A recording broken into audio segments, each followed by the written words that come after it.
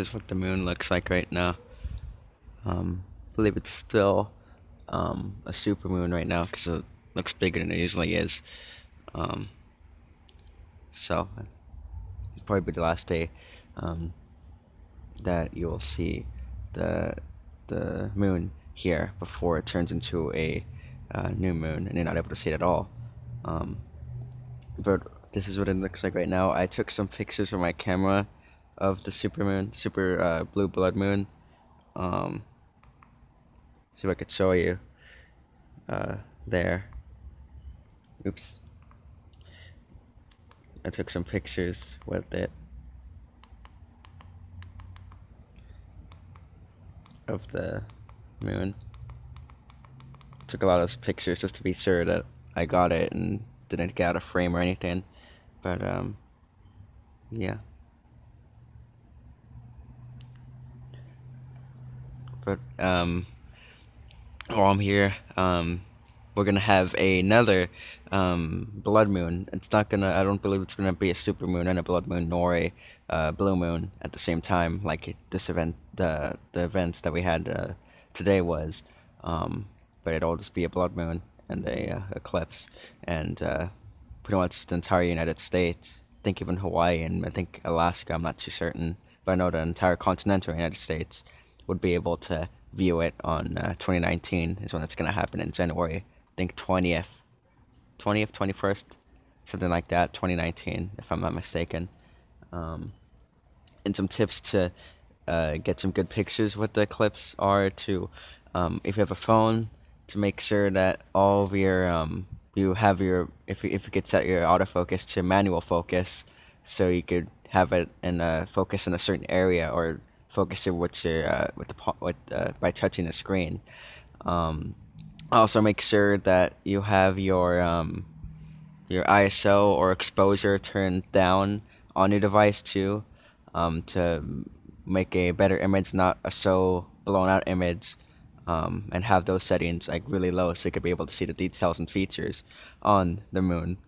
Another tip is to kind of have a long range lens. If you have a lens that's about 120 or so millimeters like I do, you should be alright. If you factor in a digital zoom, should be able to make it a good moonshot.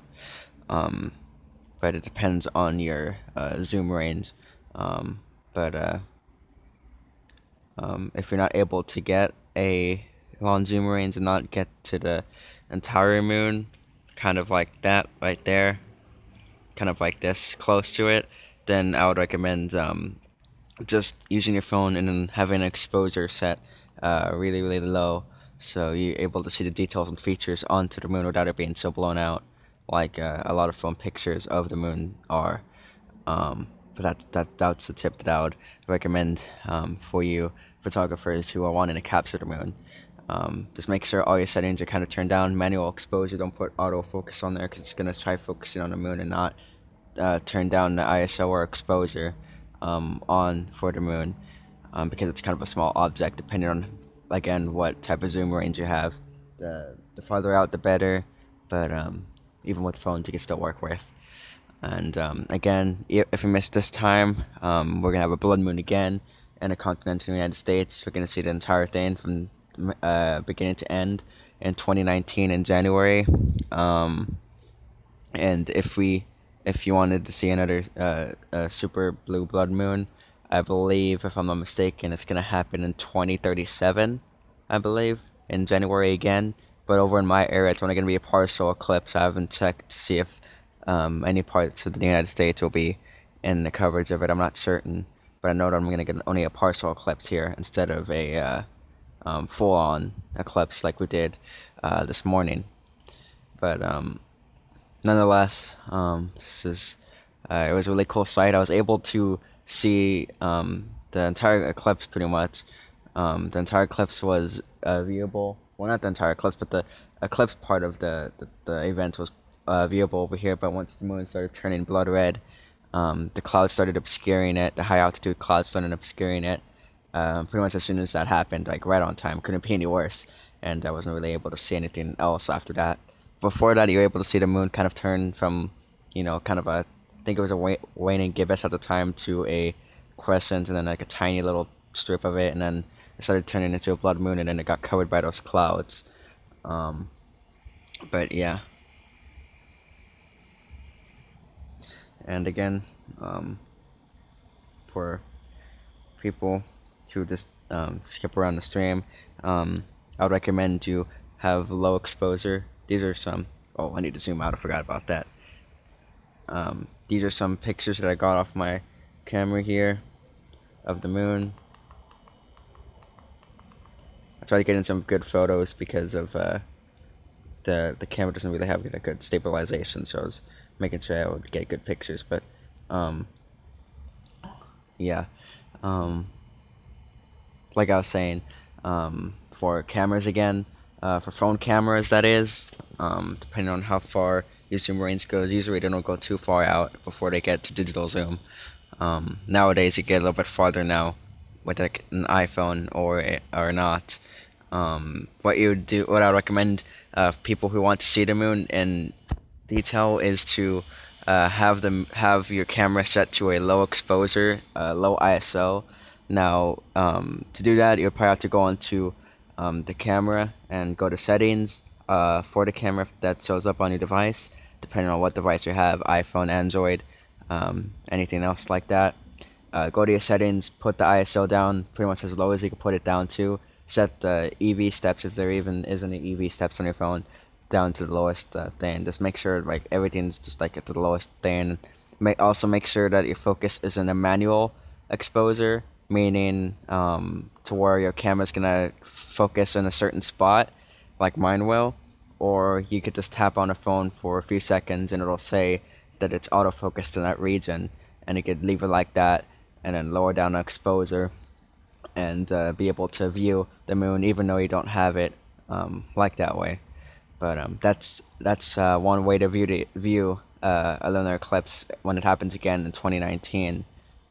Is to just make sure all your camera settings, if you do have a phone, and you want to view it, like I said, I want to repeat it. Make sure your ISO is at pretty much the lowest it could possibly be in. Make sure it's in a manual not autofocus, manual focus. Because if you have it as a autofocus, the image is gonna look really blurry, like it is right here, and like it is right now on my phone right now. That's because it's mainly digital zoom. But that's another way to be able to view the eclipse. And again, if you missed this one, there's going to be one next year, and then there's also going to be one probably a few years after that. They usually are quite frequent. They usually happen once or twice a year, depending on where you are. And if you want to see another super blue blood moon, it will happen again in 2037. I want to say 2037 in January. Don't know the exact date, but sometime around there. And you'll be able to view it again.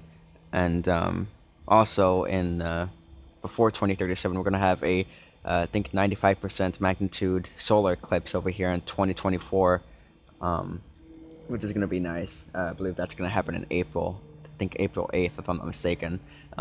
There's gonna be totality experienced over in San Antonio, I believe, Austin, for about a minute or so, and then also Dallas for I think 2 or 3 minutes.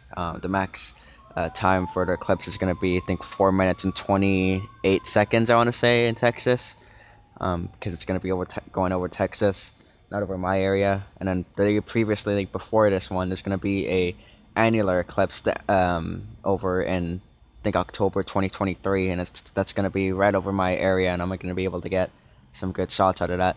The difference between an annular and a solar eclipse is that with an annular eclipse, the moon doesn't quite cover the entire area of the sun.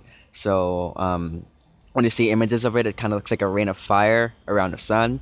That's really how most people describe it. It's kind of like a yellowish orange disk around the sun. But what the difference between an annular and a solar eclipse is that, and then also that with an annular eclipse, even during annularity or peak of it, depending if you get into annularity, you still have to wear your eye protection, otherwise you can harm and damage your eyes. So you have to make sure you always have eye protection on during the annular eclipse, which I'm going to get in 2023.